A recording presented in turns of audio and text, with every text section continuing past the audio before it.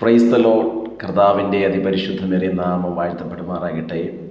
വളരെ അനുഗ്രഹിക്കപ്പെട്ട നല്ല സമയത്ത് എൻ്റെ പ്രിയമുള്ളവരെ അഭിസംബോധന ചെയ്യാൻ കർത്താവ് ഒരുക്കിയ എല്ലാ വിലപ്പെട്ട അവസരങ്ങളെ ഓർത്ത് കർത്താവിൻ്റെ മാനവും മഹത്വവും പുകഴ്ചയും അർപ്പിക്കുന്നു. അതേ, നമ്മെ വളരെ വേദനിപ്പിക്കുന്ന, നമ്മെ നിരാശയിൽ ആഴ്ത്തിക്കളയുന്ന ചില വാക്കുകളുണ്ടല്ലോ. ചിലർ നമ്മളെ നോക്കി പറയുന്ന ചില വേടുകൾ, ചില വാക്കുകൾ, ചില ശാപവാക്കുകൾ നമ്മെ പലപ്പോഴും പ്രാർത്ഥിക്കാനിരുത്താതെ നമ്മെ തളർത്തിക്കളയുകയും മുറിവേൽപ്പിക്കുകയും ചെയ്യാറുണ്ട്. അങ്ങനെ വളരെ വേദനയിലൂടെ കടന്നു പോകുന്ന ആരെങ്കിലും എന്നെ കേൾക്കുന്നെങ്കിൽ ഇന്ന് പരിശുദ്ധാത്മാവ് താങ്കളോട് ഇടപെടാൻ സ്തോത്രം ഒരു വചനം ആഗ്രഹിക്കുന്നു. ആവർത്തന പുസ്തകം 23-ാം അധ്യായം അതിൻ്റെ 5-ാമത്തെ വേദഭാഗം ഇങ്ങനെയാണ് വായിക്കുന്നത്. എന്നാൽ ബിലെയാമിന് ചെവി കൊടുക്കുവാൻ നിന്റെ ദൈവമായ യഹോവയ്ക്ക് മനസ്സിലായിരുന്നു. നിന്റെ ദൈവമായ യഹോവ നിന്നെ സ്നേഹിച്ചതുകൊണ്ട് നിന്റെ ദൈവമായ യഹോവ ശാപം നിനക്ക് അനുഗ്രഹമാക്കി തീർത്തു. Praise God. വളരെ അനുഗ്രഹിക്കപ്പെട്ട നല്ലൊരു തിരുവചന ഭാഗമാണ്. മോശയുടെ പഞ്ചഗ്രന്ഥങ്ങൾ എന്നറിയപ്പെടുന്ന അവസാനത്തെ പുസ്തകമായ ആവർത്തന പുസ്തകത്തിലൂടെ നമ്മെ ഓർമ്മിപ്പിക്കുന്ന തിരുവചന ഭാഗം ഇന്നെന്നെ കേട്ടുകൊണ്ടിരിക്കുന്ന എൻ്റെ പ്രിയമുള്ളവരോട് ഞാൻ കൈമാറാൻ ആഗ്രഹിക്കുന്നു. കേൾക്കപ്പെട്ട സകല ശാപവാക്കുകളെയും കാരണം കൂടാതെ നാം കേൾക്കപ്പെട്ട ശാപങ്ങളെ എടുത്തുമാറ്റി അനുഗ്രഹമാക്കുന്നൊരു ദൈവം നമ്മുടെ കൂടെയുണ്ട്. കർത്താവിന് സ്തോത്രം ചെയ്യുന്നു. ബിലെയാം ഇസ്രായേൽ മക്കളെ, ഒന്നുകൂടെ പറഞ്ഞാൽ ദൈവം തിരഞ്ഞെടുത്തവനെ ശപിക്കുവാൻ പർവ്വതത്തിൽ കയറി നിൽക്കുന്നത് സംഖ്യാപുസ്തകം 22-23 അധ്യായത്തിൽ നമ്മൾക്ക് ഏവർക്കും അറിയാവുന്ന കാര്യം തന്നെയാണ്. കർത്താവിന് സ്തോത്രം. ഇവിടെ വായിക്കപ്പെട്ട തിരുവചന ഭാഗം ഇങ്ങനെയാണ്. എന്നാൽ ബിലെയാമിന് ചെവി കൊടുക്കാൻ യഹോവയ്ക്ക് മനസ്സിലായി. അതേ പ്രിയമുള്ളവരെ, നമ്മെ ശപിച്ച ചില വാക്കുകൾ, നാം ശപിക്കപ്പെട്ടു പോകും, നന്നാകത്തില്ല, നീ സ്തോത്രം വല്ലാത്ത അവസ്ഥയിലൂടെ പോകുമെന്നൊക്കെ ശാപവാക്കുകൾ പറഞ്ഞ ചില മേഖലകൾ നമ്മെ വേദനപ്പെടുത്താറുണ്ടോ? നമ്മെ മുറിവേൽപ്പിക്കുന്നുണ്ടോ? ഇന്ന് ദൈവത്തിൻ്റെ ആത്മാവ് താങ്കളോട് പറയുന്നു, ആ ശാപവാക്കുകളൊക്കെയും അനുഗ്രഹമാകാൻ പോകുന്നു. എന്താ?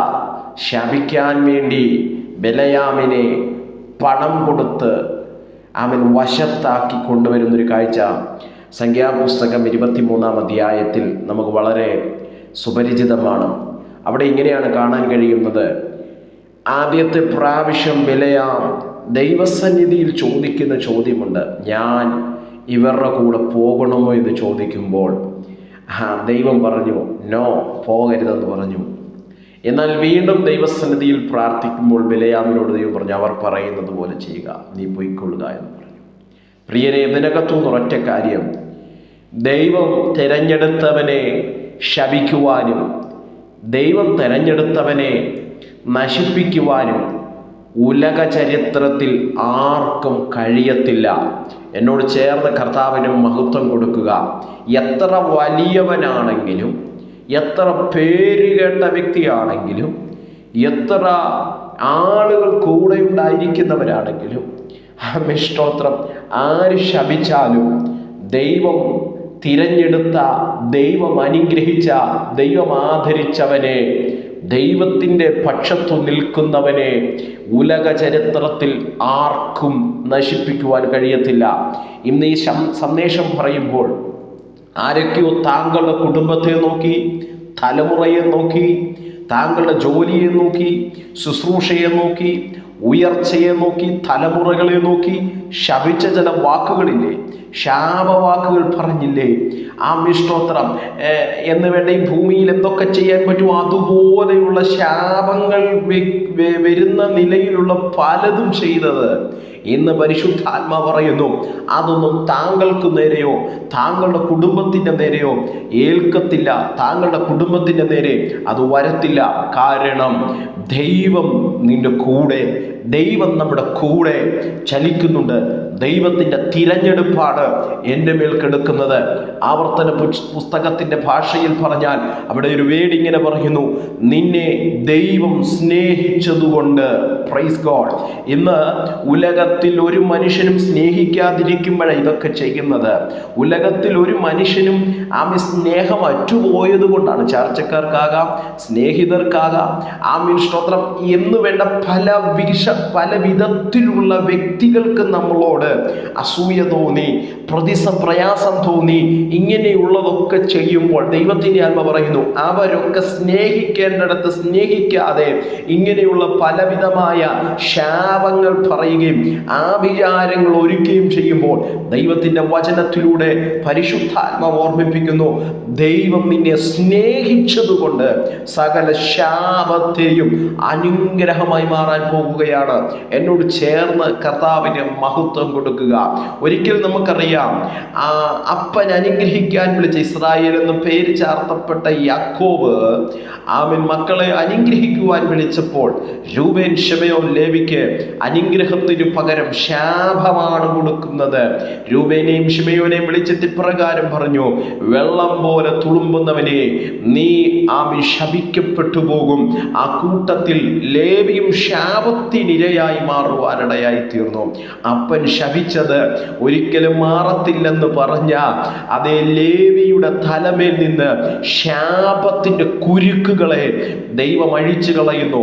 ആമേൻ സീനായി പർവ്വതത്തിൽ നിന്ന് ഇറങ്ങി വരുമ്പോൾ യഹോവയുടെ പക്ഷത്തിൽ നിന്നുള്ളവൻ മാറി നിൽക്കട്ടെ എന്ന് മോശയുടെ വാക്കുകൾ കേട്ടപ്പോൾ എൻ്റെ ശാപത്തിനൊരു അനുഗ്രഹം നൽകാൻ സർവശക്തൻ എനിക്ക് തന്ന ചാൻസ് ആണെന്ന് പറഞ്ഞ് ലേവി എന്ത് ചെയ്തു? യഹോവയുടെ പക്ഷത്തുള്ളവൻ മാറി നിൽക്കാൻ പറഞ്ഞപ്പോൾ അങ്ങോട്ട് മാറി നിൽക്കുവാനിടയായി തീർന്നു. ദൈവത്തിന് സ്തോത്രം ചെയ്യുന്നു. ഇന്ന് ഈ വചനം പറഞ്ഞുകൊണ്ട് നിൽക്കുമ്പോൾ ചിലരോട് ദൈവാത്മാവ് ഇടപെടുന്നു. അതേ, താങ്കളുടെ തലമേൽ ഒരു ശാപം കിടപ്പുണ്ടെന്ന് പറഞ്ഞില്ലേ? താങ്കളുടെ തലമുറ ശപിക്കപ്പെട്ടതാണ്, അവർ രക്ഷപ്പെടത്തില്ലെന്ന് മനസ്സിനെ മുറിവേൽപ്പിക്കുന്ന ചില വേടുകൾ കിടപ്പില്ലേ? ദൈവത്തിന്റെ ആത്മാവ് പറയും, ദൈവ വചനത്തെ ആട്ടി ഉറച്ച് വിശ്വസിച്ചിട്ട് ആ ശാപങ്ങളൊക്കെയും ആരൊക്കെ ശപിച്ചിട്ടുണ്ടോ ആ ശാപവാക്കുകളൊക്കെയും അനുഗ്രഹ വാക്കുകളായി മാറാൻ, അനുഗ്രഹമാക്കി മാറ്റാൻ ദൈവം എനിക്ക് വേണ്ടി ഒരു പദ്ധതി ഒരുക്കിയിട്ടുണ്ടെന്ന് ആത്മാവിൽ തിരിച്ചറിയുന്നവർ കർത്താവിന് മഹത്വം കൊടുക്കും. അതേ പ്രിയമുള്ളവരെ, ദൈവത്തിന്റെ ആത്മാവ് പറയുന്നു, ചില വ്യക്തികൾ തളർന്നു പോയത് ഇങ്ങനെയുള്ള വാക്കുകൾ കിടക്കുന്നത് കൊണ്ടാണ്. ചില വ്യക്തികളോട് ചോദിച്ചാൽ അവർ പറയും, ഞാൻ എന്തു ചെയ്താൽ നോക്കിയാലും സക്സസ് ആകാത്തത്, എന്ത് ചെയ്യുമ്പോഴും ഇങ്ങനെയുള്ള ചിന്ത ഉള്ളിൽ കിടപ്പുണ്ട്. എന്താ? ഭയങ്കര കഴിവുണ്ട്, പ്രാപ്തിയുണ്ട്, പക്ഷെങ്കിൽ ഒന്നും ചെയ്യാൻ കഴിയുന്നില്ല. കാരണം മറ്റൊന്നുമല്ല, ആരൊക്കെയോ പറഞ്ഞ ശാപവാക്കുകൾ ഹൃദയത്തിൽ അടിക്കടി ഉയർന്നു വരികയാണ്. ഇത് കിടക്കുമ്പോൾ ഞാൻ രക്ഷപ്പെടുമോ എന്നുള്ള ചിന്തകൾ പിന്നെയും അലട്ടിക്കൊണ്ടിരിക്കുകയാണ്. പ്രിയമുള്ളവരെ, ദൈവത്തിൻ്റെ ആത്മാവ് താങ്കളോടായി ഇന്ന് ഈ സന്ദേശം കൈമാറുന്നത്, ദൈവം താങ്കളെ സ്നേഹിക്കുന്നത് കൊണ്ട്, നമ്മുടെ പ്രാണനാഥൻ അരുമനാഥൻ നമ്മെ സ്നേഹിക്കുന്നത് കൊണ്ട് ആരൊക്കെ കാരണമില്ലാതെ ശാപവാക്കുകൾ പറഞ്ഞിട്ടുണ്ടോ, മുറിവേൽപ്പിച്ചിട്ടുണ്ടോ, എങ്ങും നീ രക്ഷപ്പെടത്തില്ലെന്ന് പറഞ്ഞിട്ടുണ്ടോ, അതിനെയൊക്കെ തിരിച്ച് അനുഗ്രഹമാക്കി മാറ്റാൻ തുടങ്ങുന്നു. എന്താ തെളിവ്?